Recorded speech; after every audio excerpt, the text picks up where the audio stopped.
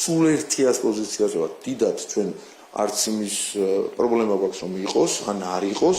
დააკვირდება თუ არა საერთაშორისო სადამკვირვებლო ორგანიზაცია ქართულ არჩევნებს, ქართულ ოცნებას გადაწყვეტილი ჯერ ისევ არ აქვს. არიციან მოიწვევენ თუ არა არჩევნებზე დასაკვირვებლად ეუთო ოდირის მისიას. მამუკა მდინარაძემ არც ის დამალა რომ ეუთოს დასკვნას მისი პარტიისთვის გადამწყვეტი მნიშვნელობა არ აქვს. Წარმოუდგენელია, რომ რაიმე პრობლემა გქონდეს სადამკვირვებლო მისიასთან დაკავშირებით. არ გამორიცხავთ, რომ არჩევნების დღეს ჩამოიყვანოთ და მოიწვიოთ? ასე ხო ამბობთ. არჩევნების დღეს ახლა დილით რო დაურეკავ, საღამოს ვერ ჩამოვლინან.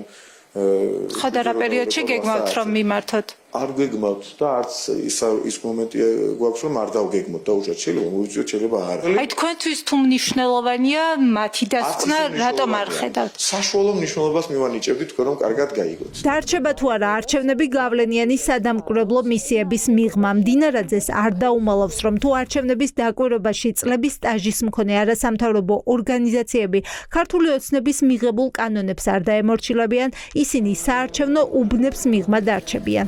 მოლოდინი გააქვთ რომ იქნებიან ადგილობრივი სადამკვირვებლო მისიები იმ პირობებში როგორც ახლა არიან? კი, მაგალითად ვინც იქნება საბოტაჟით დაკავებული, ის არ მიიღებს მონაწილეობას, ვინც არ იქნება, ის მიიღებს მონაწილეობას. აქ ვერ შეგეხვეწებით.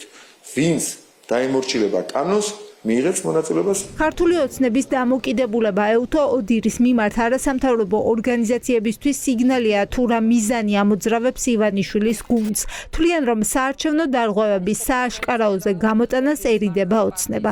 მათ როგორც ჩვენს უბრალოდ არ ქონდათ სურვილი რომ ეუთო ოდირი ჩამოსულიყო და ის პრობლემები რაც არის დღეს საქართველოში და მომავალშიც იქნება ეს დაფიქსირებულიყო მათ ანგარიშებში.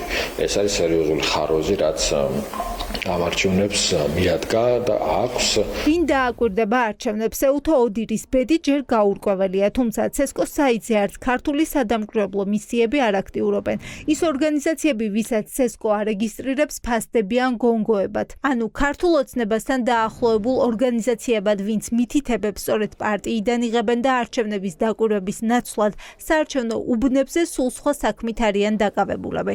იქ ვინც რეგისტრირდება, ის არ არის სადამკვირვებლო ორგანიზაციები, გენი არიან სუსის მიერ შექმნილი ფიქტიური ორგანიზაციები, რომლების მიზანიც არის ამჯერადაც რომ პირველი თვითონ ზეწოლა მოახდინონ ამჯერად უკვე კომისიის წევრებზე, იმიტომ რომ კომისიის წევრები ყოლებათ ოპოზიციას, მეორე ხელი შეუწყონ შიგნით ამ კარუსელების ორგანიზებას, არაფერს სადამკვირვებლო ორგანიზაციები არ არის ეხლა თნიასების წყაროს ვერ გიჩვენებს, ხო, იმიტომ რომ უბრალოდ ქეშად იღებენ ფულს პირდაპირ. ის არასამთავრობო ორგანიზაციები, ვინც წლები აკვირდებიან საარჩევნო პროცესს, გვიყვებიან, რომ ბოლო ცვლილებებით, რაც საპარლამენტო არჩევნების შემდეგ ოცნებამ გაატარა, იზღუდება დამკვირვებელი ორგანიზაციების ფუნქციები. გართულდება ეგრეთ წოდებული კარუსელების გამოვლენა და მონიტორინგი.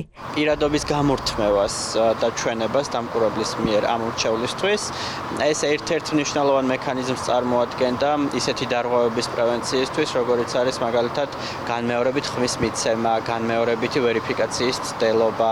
შემდეგი ცვლილებაც ასევე ეხებოდა პირადობის ვერიფიკაციის აპარატი და ნაუბეჭდილი ქვითრის და ბიულეტენის, თუნდაც უკანა მხარის მთელ საარჩევნო უბანზე გადაღების შესაძლებლობას. გვიკლავს შესაძლებლობას მოვიპოვოთ მტკიცებულებები, მოვახდინოთ დარღვევების დოკუმენტირება.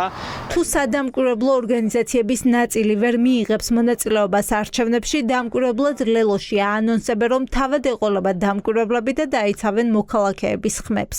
როგორც ძაღლის კუდი არ გასწორდება, ისე არ შეეშვება. ცხადია, ქართული ოცნება მცდელობას იმისას, რომ ქართველი ხალხის ხმები მიიტაცოს, მაგრამ ჩვენ ლელოძლიერი საქართველო ვიქნებით წარმოდგენილები ყველა უბანზე, წარმოდგენილი გვეყოლება 9000 ადამიანი, რომლებიც იბრძოლებს იმისათვის, რომ არ დაუშვათ ამ ქვეყანაში, ყველა რეგიონში, ყველა თვითმმართველობაში, ყველა დიდ და პატარა ქალაქში ქართული ოცნების ჩაბეტონება. ის ოპოზიციური პარტიები კი, რომლებიც არჩევნებში არ მონაწილეობენ, თვლიან, რომ ეგრეთ წოდებული გონგოების რაოდენობაც ეუთო ოდირის არ ჩამოყვანაც მორიგი დასტურია, როგორი ფარსი იქნება ადგილობრივი არჩევნები. ის რომ ეს ფარსია და სპეცოპერაცია, ამის მორიგი დასტურია გონგოების რეგისტრაცია, რაც შეეხება რეალურ და თავისუფალ სამართლიან არჩევნებს, როდესაც ასეთი არჩევნები ჩაინიშნება, ბუნებრივია გაუქმდება ამგვარი გონგოები და ისინი მონაწილეობას ვერ მიიღებენ და კვლავ მაღალი ავტორიტეტის და გამოცდილების მქონე სადამკვირვებლო ორგანიზაციები დააკვირდებიან თავისუფალ არჩევნებს. ძირითადად ეს ორგანიზაციები არიან